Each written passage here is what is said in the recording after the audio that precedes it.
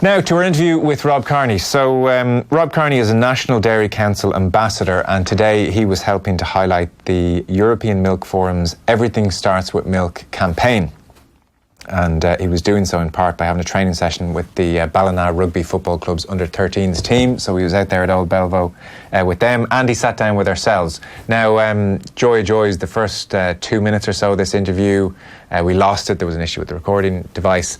Thankfully, we realised early enough on. So in short, what you missed in those 2 minutes was Rob Kearney saying that the win against Glasgow was incredibly satisfying. One of the key reasons being the disappointment from the loss in Newcastle, and he was saying that really a huge number of players were still incredibly low after the defeat to Saracens. And we'll pick it up here where I do ask him, where was he personally on that spectrum of disappointment? It was pretty bad, I would say maybe top 3, top 4 of my career losses. I think, we went 10-0 up and all of a sudden you're thinking this is going to be number 5. We had our chances and there was just a few big moments that I wish we had our time back again. European trophies, they're hard to win, and you never know if you'll get another opportunity. Yeah, like they seem like an incredibly difficult side to play against. When they had the ball, they made yards, they made meters. When Leinster had the ball, just this wall of red coming at you. I mean, when you're thinking back on it and reviewing it, that type of approach that they have, people are drawing parallels with England as well. Are you trying to think of, well, we're going to come up against this again, do we need to do things differently in general terms? I know there's specific moments in a game, you'd like to have them back or whatever, we could have scored, we might have stopped them scoring, but just the general flow I'm talking about when you come up against that approach. Yeah, I think a team like Sarries, when they take the field, they have an immediate advantage. Like, they're just so big and powerful, and that's just the nature of rugby. It's physics. So, for them to get ball and make easy gain line carries every single time, they don't need to do anything too special. So we knew what type of game plan we wanted to play, but we had to be on our very, very best to beat them. And they can get by at maybe 80-90% beating teams based just on physicality and winning that gain line every single time. Now, they defended superbly on the day. A big part of our game plan was trying to get the ball to the edges. You want to get away from those big men around the middle of the field. But their line speed was so hard that we found it quite difficult to get out to the edges. And by contrast then, did you feel against Glasgow, actually, the more we can tighten this up and make it more physical, we'll be okay? Yeah, but, the thing, I thought we played really good finals pressure rugby. And it might not be the prettiest of time when you box kick the ball, you put pressure, you get good line chase, and you keep them up in their half. We knew that they wanted to play ball from everywhere. They're a very good attacking side, and they just want to play ball from all around, and sometimes that can be the downfall of a team. Yeah. And we sort of got to grips with that a little bit. We changed our defensive structure slightly to a 14-1, which means obviously I have a little bit more ground to cover at the back, but if we feel they're not going to kick the ball, well, then we'll take that risk, load up the front line, and just try and keep pressure on them that they're not getting too many yards out of their own half, like we did for the last 10 minutes of the game. If you're in a game and you're 14-1 and they start kicking a lot and you find yourself running from side to side, will you switch to a 13-2 then? Yes, you've different kind of defensive structures. You've 13-2. So you'll have 15 and one other player in the backfield, maybe a 9 or a 10. You'll have a 14-1 where wingers play pretty high, which is quite Welsh. And then you've got a 14-1 where your wingers are sort of a little bit responsible for the corners too. So if you do go to a 14-1, your wingers just need to be a lot more mindful that diagonal kicks and things like that will probably be their responsibility. And do you have a preference, or are you happy to play all kind of roles, all defences? Yeah, like 13-2 is easier. There's less work in it, there's less ground to cover. But it just means that your front line just becomes a little bit more compromised because you're lacking, one person in a front line, is worth maybe 10 metres on the edges. Right. After the Stuart Hogg incident, are you waiting for a red card, or do you think I have a chance here of yellow? I was hemming and hawing. I thought initially, you see, I didn't get to see the incident because they didn't replay it for a while, so I didn't know whether he landed on his back or his neck, which obviously is a huge part to play. And then I got word down pretty quickly from the coaches up that they thought it was going to be yellow. But even when he was going for his card book, I was still looking to see what colour it was. It was unfortunate. It was quite clumsy. I just mistimed it by a split second. Right. And as soon as you touch someone in the air, they've no control over their body, and the smallest little knock can very put them bad. off. So it was clumsy, but needless to say, there was no intent in it. No, that's obvious. And you're often in his position, and there was almost an element of. Yeah, I get it sorry, too. Man, and I know it. I've been that soldier. Yeah. And to be fair to him, I spoke to him after the game, and he was like, "Listen, these things happen." So I think because we're both full-backs and we've been in that position quite a lot of times, you sort of, there is a mutual understanding. Yeah. Even though his teammates certainly did not see that. No, they didn't. When did you realise that Shawn O'Brien was going to be missing the World Cup? About 10 days ago, I'd say. You'd be close to him? I would be close to him. I think you're like, I've played with Shawnee for 10, 11, 12 odd years now. So I'd be very close to him. And like it's broken me having to watch him over the last few months. Really? He's soldiering around there on one leg. Right. You know, It's interesting you say that, because you just sort of think you guys, it's so part of the life, it's almost run of the mill that it would have that effect on you, Yeah, but it's hard not to be like very emotionally invested. You're looking at this guy who is a world-class player, and you remember all the amazing things that he's done on a rugby field, and you're watching him in games and in training, and he's just not moving like himself. And there's a huge amount of admiration for his bravery and his commitment to the team. So hopefully gets a job done and makes a big difference. And has to him. 3 great years and enjoys London, and it could be a great, it's a great deal, and it's a great move potentially. It's not ideal for him, but it could be worse. Yeah, because people talk about what he brings to Leinster off the field. You'd be able to give a good insight into that. So we just hear things like, oh, he's a great leader, and the buzzwords, culture, and he's a cultural architect, and it's hard to know almost in real day-to-day terms what that means. Yeah. So your sense of what he brings to the party. Yeah, I think you've a pretty good insight into what Shawnee is like, and that's very much him, in real life. Just good fun, great company, good crack, doesn't take anything too seriously. Right. Trains hard, is tough in the field, puts his body in the line. All those characteristics that you really want from a teammate. And if I wanted, people to remember me in a way, he's got all those characteristics that everyone wants their teammates to think of them. Your future? Yes. Undecided, TBC? To be confirmed. Pretty very close, just short of a signature. Oh, really? Stage. Okay. Yeah. The likelihood are that you're staying and you've come to an agreement. Yeah. Great. So it was all. I thought the writing was on the wall with the way, even just publicly, Dave McHugh said a few things, and they're in the paper, your agent, and Dave Nucifore said, I don't even know who that guy is, which didn't seem like the most conciliatory response, and I thought this thing is heading one way. Yeah, no, it was all blown out of proportion a little bit. Right. So the offer was on the table maybe 2.5, 3 months ago. And there was a few small things to sort out, and then we were getting into Champions Cup semi-final, and I didn't want anything to do with it the week of that. And then we're into final, and I made a decision, and I was like, right, I'm just going to park this altogether until the season's done. Try and get a medal, 2 medals, and then pick it up. So my intention was just to finish it all off this week. And then in the meantime, things kicked off and sort of blew up out of proportion a little bit. Okay. Who does the negotiation for you?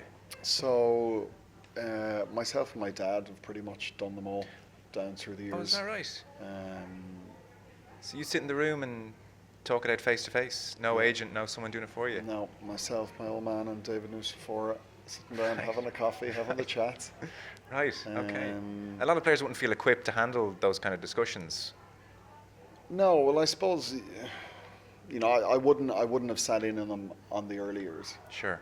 But I think as Did your dad do that then? Yeah, I think as you get a little bit older, I've obviously sat in negotiation rooms with David Nusifora for World Cup contracts and things like that on my Rugby Players Ireland capacity. So I probably felt a little bit more equipped to be able to sit down and try and trash things out. Right. And so, does it just, do these things, I don't know how blunt they get, I mean, it'd be fascinating to sit in a room sometime. Does it get to a point where he says, right, buddy, you're 33, you're probably not going to play at the next World Cup, so we're cutting your money to this. And then you come back and say, well, I've played in these games, I keep getting picked for the big games, you're not cutting anything. Is it that kind You're of... sitting in on the meeting. Were you and Bug?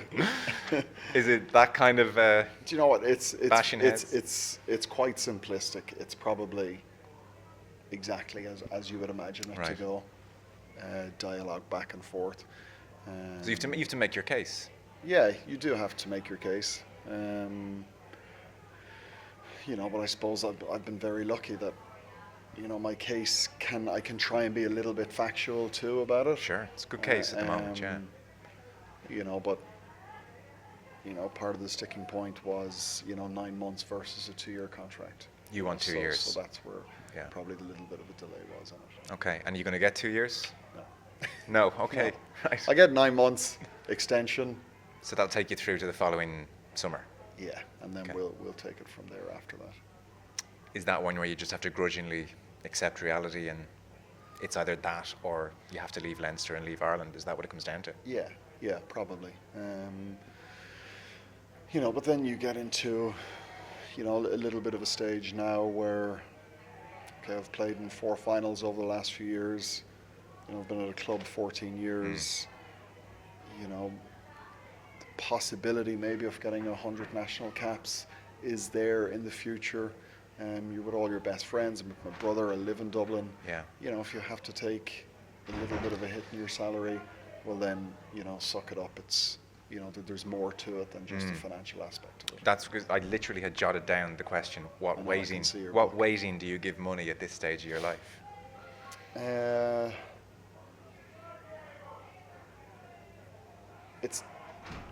It's not the most. It wasn't the most important thing for me this time around. There was playing in finals, best friends. Yeah. 33 years old, is your body in good shape or are you managing a lot at this stage? It is in pretty good shape. Is it? Yeah. This year and last year are remarkably better than the 2 years before that. Any reason? There's a fair bit of luck in it. I think strength and conditioning wise, I'm understanding and learning an awful lot more about my body, what makes me tick. You're probably thinking, why did it take you so long? I think we're always improving. Strength and conditioning coaches are getting better. So anytime I talk to any of the younger lads, that is my first bit of advice to them. Understand your body, know what makes you tick, and just stay on top of it, because as soon as your body starts to go and you pick up niggles, everything else crashes around you then. And I presume you can get into dangerous territory then, because there's an array of players over the last few years who've talked about, it's a hot topic in rugby. You become reliant on painkillers to get you through a game week to week. That is a road, if you go down, only bad things happen short term and long term. Is that something that you're talking to guys about? Is that a hot topic within the game? Because it kind of blew up in the last couple of years. No, it's not something that we talk to them about. There's been a massive clampdown Right. In the last number of years. So I think those younger guys coming in now won't have had that same exposure as maybe, back 5-10 years ago. Yeah. Away from the field, like, you always struck me from afar as kind of a private enough person. I don't know if that's right or not. I don't know if you felt uncomfortable in the limelight and you almost kept your cards close enough to your chest. Is that true? Like, have you found it a kind of odd experience to live your life in the public eye in some ways over the last decade? No, I haven't found it odd. I probably would be a private enough person. I just don't like the idea of sports people being celebrities. If you're in an individual sport, I think it's fine. You make your own decisions. But I think when you're very much a part of a wider squad of 50 players and 20 coaches, I think everyone should have their limits to an extent. Yeah. What are your interests away from rugby? Business seems to be one. Like, you kind of started down that path. Is that where you see life going for you? Yeah, I've no idea what I'm going to do after. Really? Again, these are the false assumptions. I just thought, well, the kind of the pub business, and Yeah, I just thought this guy knows where he's going long term. I always remember being in the back of a bus on the way to Croke Park for a captain's run, I think, in 2009. And there was 4 or 5 lads behind me. Al's been 33 at the time, my age. And they were all freaking out about what they were going to do after rugby. Sure. So I made myself a promise there and then that I'd finish my degree, got a master's in business, try and get involved in a few different businesses outside of rugby. So when the time does come that I'm in my last couple of years, that I can really just enjoy it and savor every little moment of it without having to worry too much about what's coming after.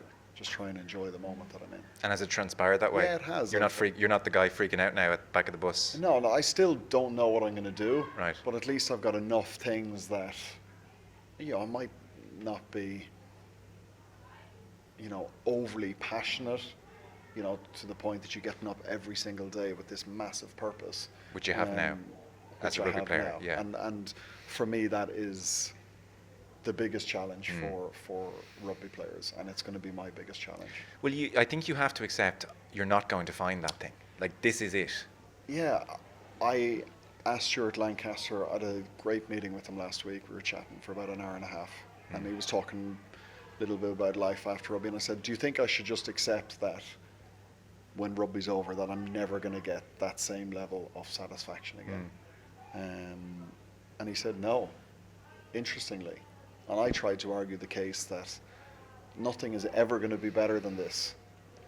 But he said that there's lots of other different ways to become really passionate about something. But I'm unconvinced. I'm unconvinced too.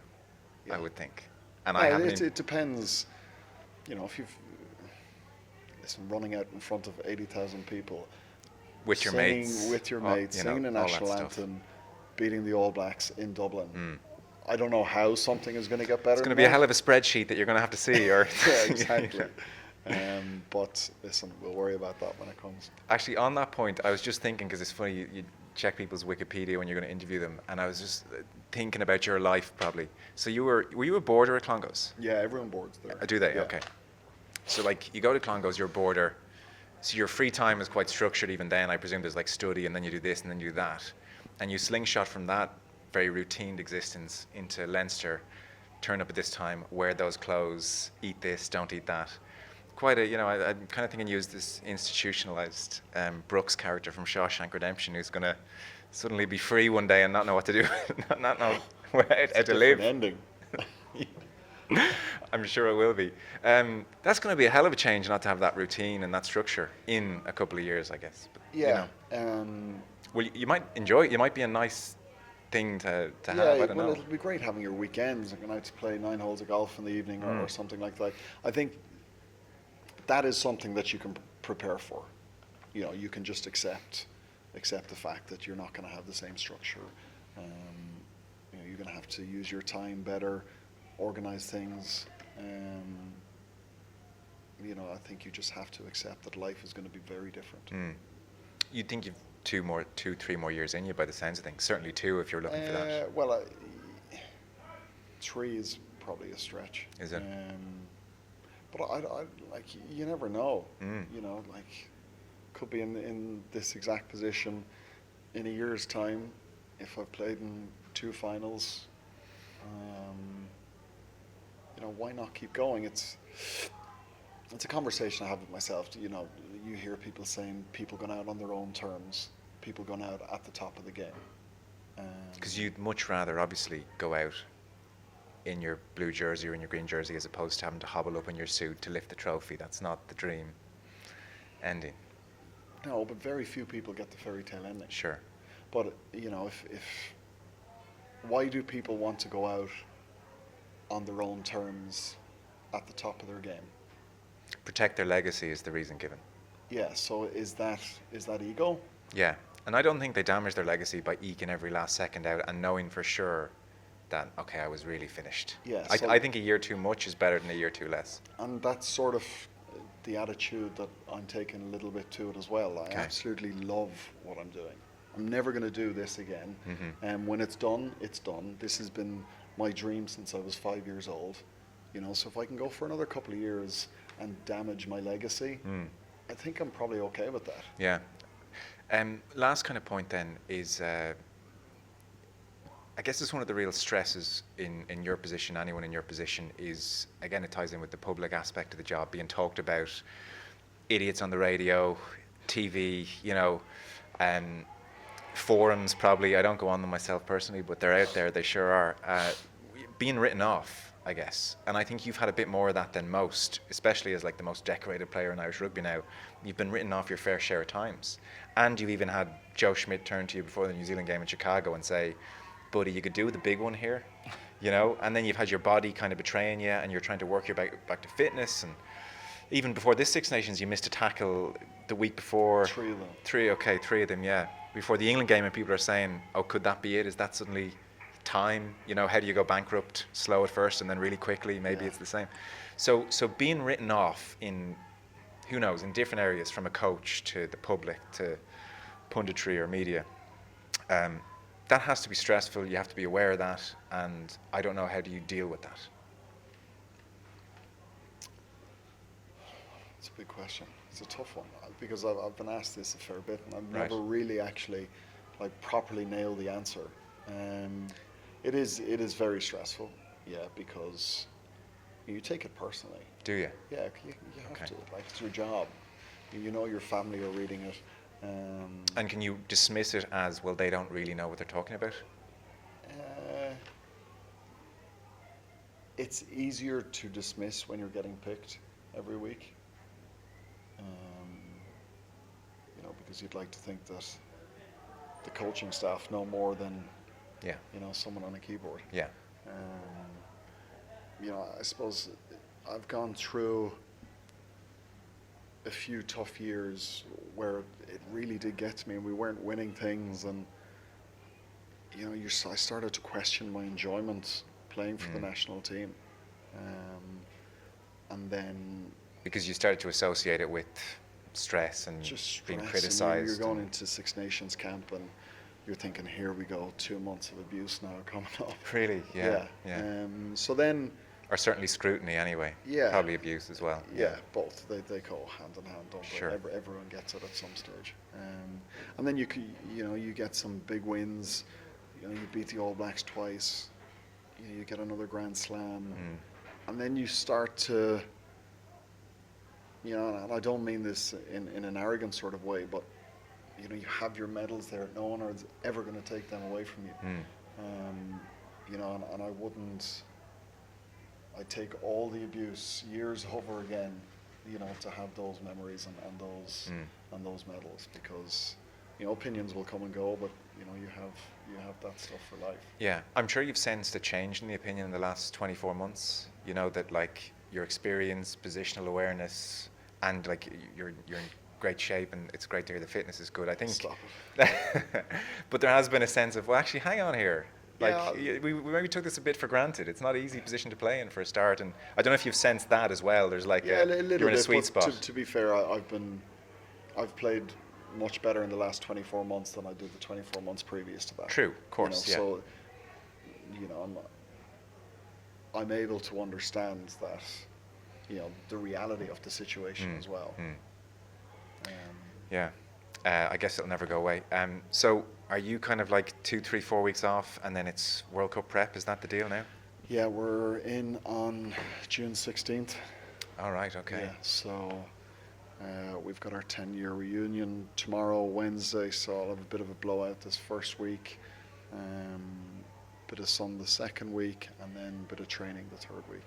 Okay, and then right into it. Is this I'm going to enjoy every second and get nostalgic and breathe in every moment of this World Cup, or are you going there with aims written down and I'm taking, enjoyment can wait, I want to get it to a semi-final and beyond kind of thing? Yeah, like World Cup it's stressful. Yeah.